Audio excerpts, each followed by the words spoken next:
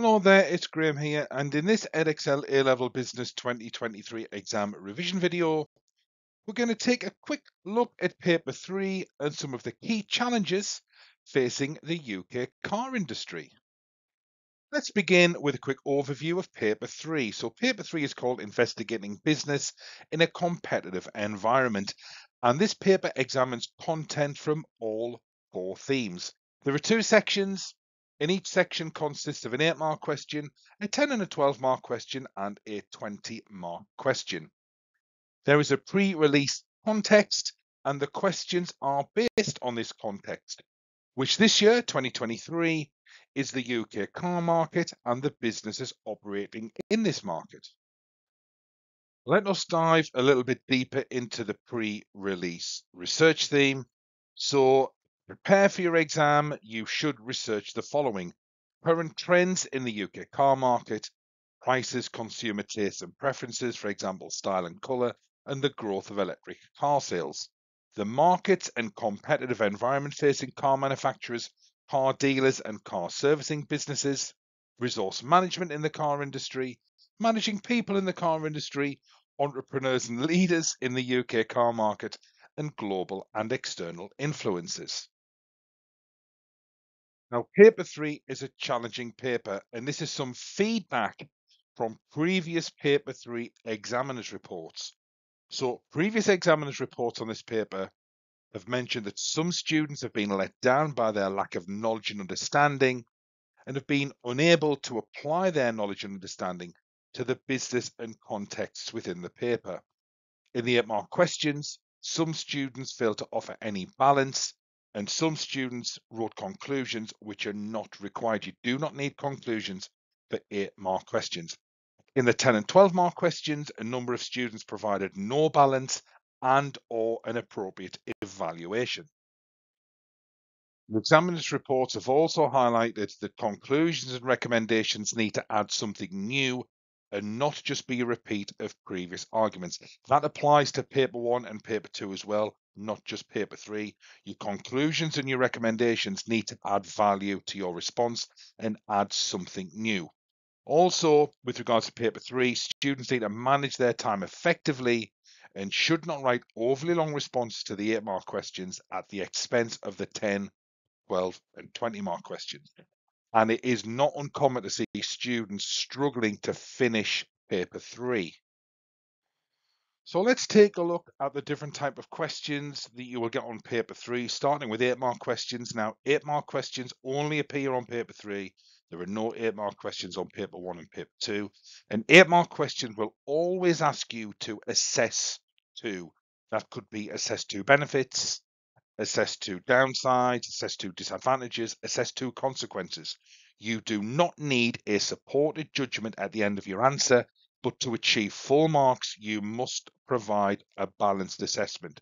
So just to reiterate that, you don't need a conclusion or a supported judgment at the end of your response, but you must provide balance. This means you need 2 counter arguments to the 2 points you are making within your answer to make sure you gain those evaluation marks. So a question such as assess 2 benefits to a business such as Nissan of using on-the-job training could be structured as follows. 1 benefit is, then you would give your argument in your paragraph, then you would balance that by maybe giving a however point, a reason why it's not a benefit, to provide some balance. We need to assess 2, so we'd have to do that again. Another benefit is, then you provide your argument, then you need to provide balance, so maybe another however point, explaining why maybe that second benefit may not be a benefit in the context of Nissan. So just to reiterate, all assess 2 questions require you to balance both points or arguments that you are making and do not need a supported judgment or conclusion at the end. Let's now turn our attention to 10 and 12-mark questions. So 10-mark questions ask you to assess, they require balance, they do need a supported judgment, and the mark allocation for 10-mark question is 2 marks for knowledge, 2 marks for application, 3 marks for analysis, and 3 marks for evaluation. 12-mark questions also require you to assess, they also require balance, and they also need a supported judgment. but the mark allocation is slightly different. There are 2 marks for knowledge, 2 marks for application, 4 marks for analysis, and 4 marks for evaluation. Now, the key difference between a 10-mark assessed question and a 12-mark assessed question, apart from the fact there are 2 extra marks, is the use of the words wide-ranging in part of the level 4 descriptor. So in a 10-mark question, part of the level 4 descriptor states that assessment is balanced and well contextualized using quantitative and or qualitative information. However, in a 12-mark question, part of the level 4 descriptor states that assessment is balanced, wide-ranging and well contextualized using quantitative and or qualitative information. So the difference is those 2 words, wide-ranging.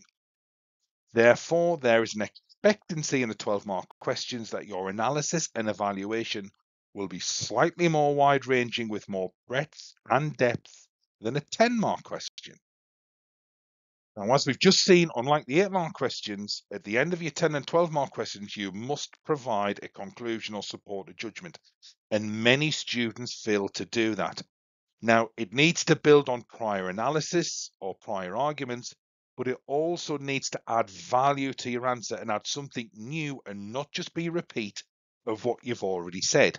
Now, this could be achieved by maybe bringing in a new piece of context, perhaps, a fully justified and explained depends on factor, or maybe an element of MOPS. So MOPS could be really, is your decision maybe influenced by the market the business operates in, its objectives, its products or services, or the situation the business finds itself in. Okay, last but by certainly no means least, 20-mark questions. So there are 2 20-mark questions on paper 3, as there are on paper 1 and paper 2.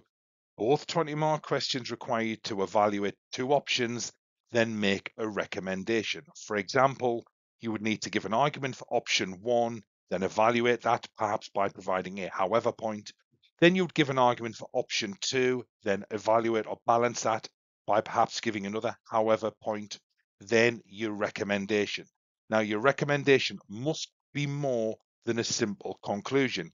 It needs to be fully supported and justified, and again, builds on prior analysis, not just be a repeat of your previous arguments. So you're going to always be given 2 options. You need to evaluate both of those and make a fully justified recommendation. Okay, let's move on to now the pre-release and the UK car industry. So we're going to finish this video off by looking at some of the key challenges facing the UK car industry to give us a broad overview of some of the key issues. So what I'd like you to do is think of one key challenge that you're aware of. Maybe you've done some research on this area. So one key challenge facing the UK car industry. You can pause the video if you want to give you a little bit more time, or just wait until the music stops and wait for me to run through some. But what we're after are, what are the challenges facing the UK car industry? And that's going to allow us to build some context going into paper 3.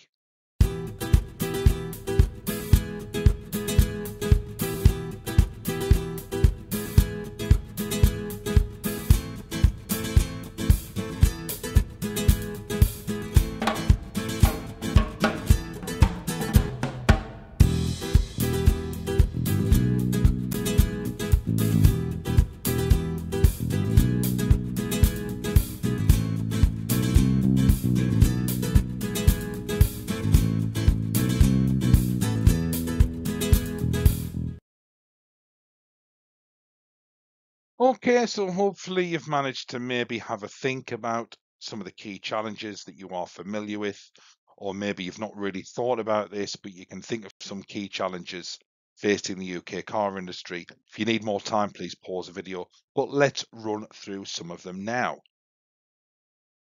Okay, so we've got Brexit. So the UK's departure from the European Union has created a lot of uncertainty and many additional costs for car manufacturers in the UK, as well as dealerships, particularly with regards to tariffs, customs, and regulations. We've also got ongoing economic uncertainty. We've got the recent COVID-19 pandemic. We've got rising interest rates and soaring energy prices. This has led to a decrease in consumer confidence, with people cutting back on spending, and a decrease in the demand for new cars. We've also got more people working from home because of the recent pandemic. And this has had an impact on capacity utilization within the UK car industry. We've also got the growth in electric vehicles and the push towards electric vehicles, which is really affecting the industry. The government announced a ban on the sale of new petrol and diesel cars from 2030, and the shift towards electric vehicles requires significant investment and changes in technology for both car manufacturers and suppliers. And tying in with that is environmental regulations. So the UK and the European Union have set increasingly stringent emission standards and carbon dioxide targets, which are affecting industry. We've got car manufacturers and suppliers having to invest large amounts of money in new technologies to meet these regulations, which is incredibly costly. We've got increased competition and online sales. We've got the rise of online car sales platforms such as Kazoo, which is really disrupting the industry and changing the way cars are bought and sold, which is increasing competition for traditional car dealerships. We've also got the rise of ride sharing and car sharing services, which is affecting the demand for personal car ownership and therefore affecting the demand for new cars. We've also got labour shortages, which in the context of Brexit, we can see that some car manufacturers and suppliers are facing labour shortages as EU workers who previously filled these roles are now less likely to be able to work in the UK. So that concludes this Edexcel A-Level Business 2023 exam revision video on paper 3, where we've had a little overview of paper 3 and the different types of questions that appear on paper 3, as well as some of the key challenges facing the UK car industry.